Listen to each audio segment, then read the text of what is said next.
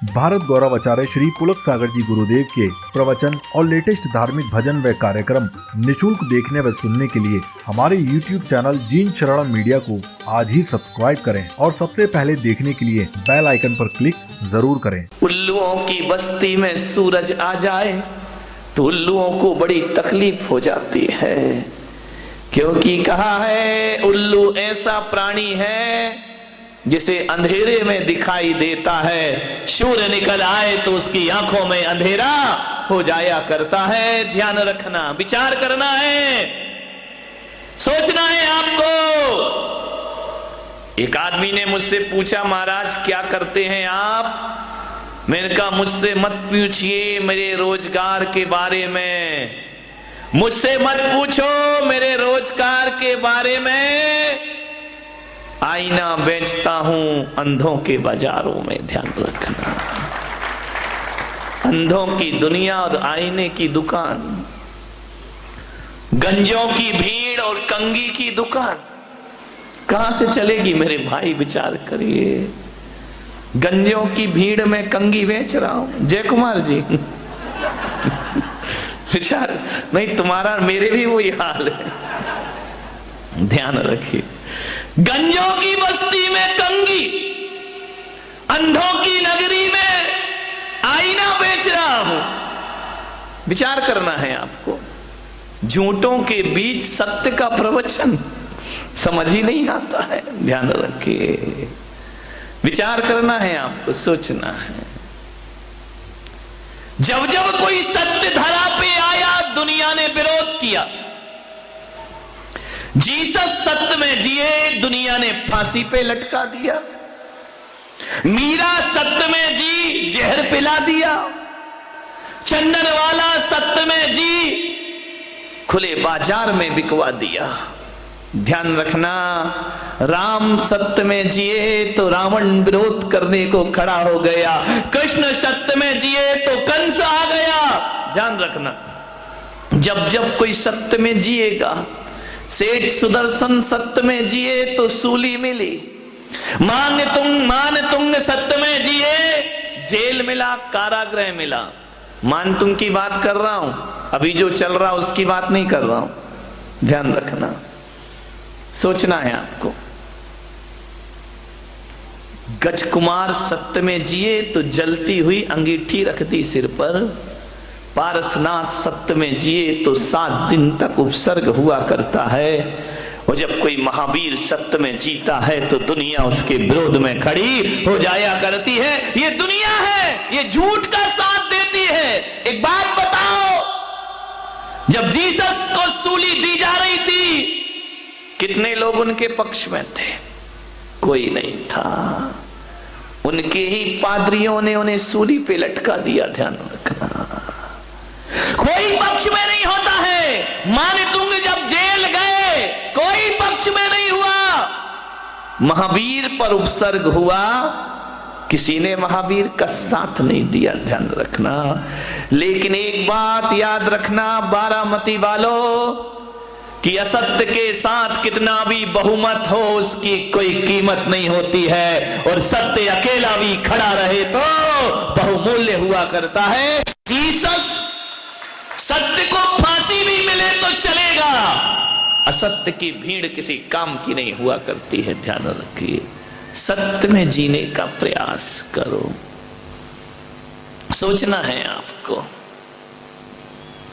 भीड़ से सत्य का कोई संबंध नहीं है। सत्य तो अकेला होता है, सच तो अकेला होता है, भीड़ तो झूठों की है। मान्यवर, सत्य साधनों से मरता है और साधना से जिंदा रहता है। जितनी साधना होगी उतना सत्य बचेगा जीवन में, और जितने साधन पकड़ोगे उतना सत्य तुम्हारे हाथों से निकल जाएगा। ध्यान रखिए, सत्य साधना मांगता है, सत्य चर्चा में नहीं सत्य चर्या में होना चाहिए। सत्य जुबान में नहीं सत्य जीवन में होना चाहिए, तभी जीवन में सत्य पलेगा। ध्यान, एक बच्चा था, उसके पिता मेरे पास आए, बहुत दुखी बच्चे को साथ लेके आए। बोले महाराज मैं आज बहुत दुखी हूं, कहा वजह क्या है? बोले मैंने एक सपना देखा था, एक ख्वाब देखा था कि मैं अपने बच्चे को इतना महान बनाऊंगा, इतना महान बनाऊंगा, मैं एक महान बच्चे का पिता कहलाना चाहता हूं। मैंने सोचा था कि मेरा बच्चा कभी झूठ ना बोले, और मैंने बड़ी साधना की इसे सच सिखाने के लिए।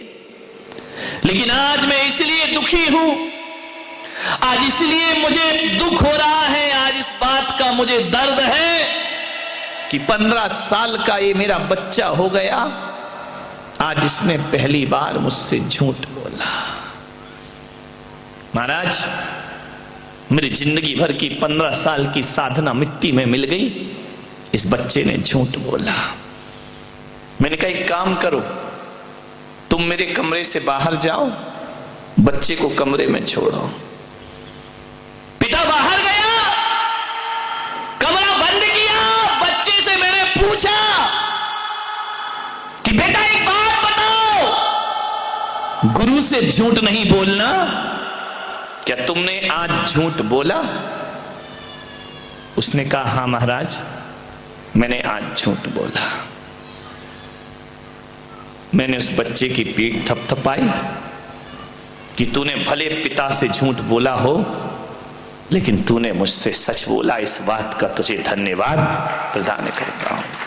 मैंने कहा बेटा चिंता मत करो, घबराओ मत, सोचो मत, बस मुझे इतना बता दो कि तुमने अपने पिता से झूठ क्यों बोला।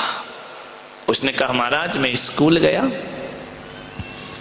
कल मैं होमवर्क नहीं कर पाया, छोटा सा बच्चा 15 साल का, मैं होमवर्क नहीं कर पाया। मेरे क्लास टीचर ने मुझसे कहा कि जिस बच्चे ने होमवर्क ना किया हो वो खड़ा हो जाए।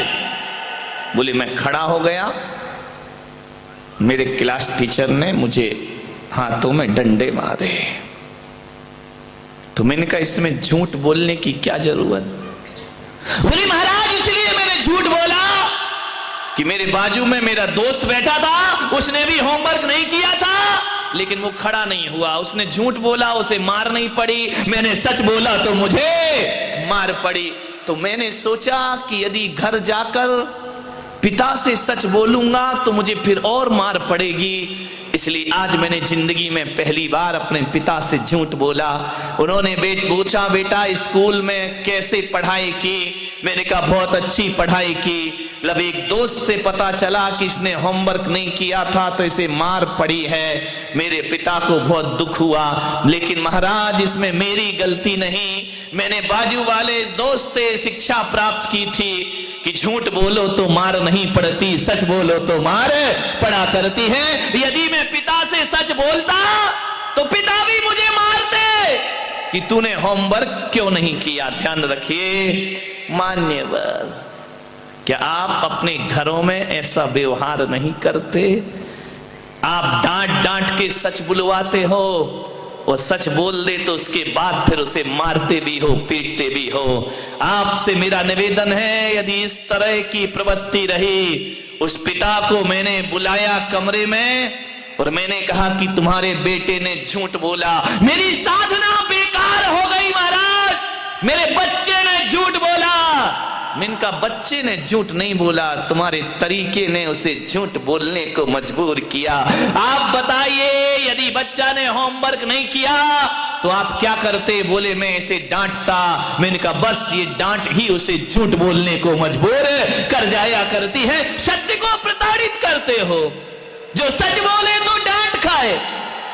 तो आदमी डांट और मार के भय से झूठ का सहारा लेना प्रारंभ कर दिया करता है। तरीका ये नहीं होता सत्यवादी बनाने का, तरीका तो ये होता है यदि बच्चे ने सच बोला है तो उसे धन्यवाद दिया जाना चाहिए, और यदि उसने काम नहीं किया है तो उसे कहना चाहिए कि बेटा ये काम तुम्हें करना चाहिए। हम अधिकतर लोग भय से झूठ बोलते हैं, ध्यान रखिए। एक बहू घर में झूठ कब बोलती है? जब सास का भपका ज्यादा रहता है, जब सास के सामने कांपती है। एक बेटा झूठ कब बोलता है? जब पिता से डरता है।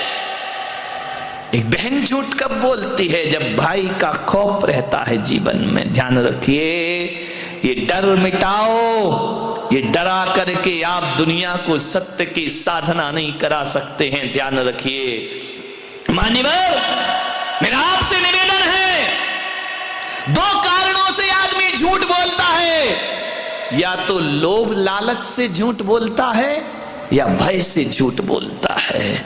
इसलिए आचार्यों ने व्यवस्था रखी, कल उत्तम शौच, माने लोभ गया सत्य आ जाएगा, क्रोध गया भय गया, सत्य का जन्म हो जाएगा। अपने जीवन में दो चीजों से बचो, एक तो लोभ मत करो और डरो मत। ध्यान रखना, सही हो तो डरने की कोई जरूरत नहीं हुआ करती है। एक बात याद रखना, एक झूठ को छिपाने के लिए आदमी को 1000 झूठों का सहारा लेना पड़ता है। एक झूठ को छिपाने के लिए 1000 झूठ बोलना पड़ते हैं। मान्यवर ध्यान रखिए, ये सत्य देर अवेर सामने तो आता ही आता है। आया ना 15 साल बाद रिजल्ट दे दिया कानून ने, राम भी गए और रहीम भी गए। ध्यान रखना, कब तक छुपोगे? कब तक लोगों की आंखों में धूल झोंकोगे? कब तक आंखों में धूल झोंक के जिंदगी चलेगी? ध्यान रखना मान्यवर, कोई नहीं बचता, देर सवेर सबका नंबर आने वाला है। क्या राजा, क्या रंक और क्या संसारी, क्या सन्यासी, बुरे काम का बुरा नतीजा। क्यों भाई चाचा? अरे बोलो ना हाँ भतीजा। ध्यान रखिए मान्यवर, झूठ का साम्राज्य ज्यादा दिन नहीं चलता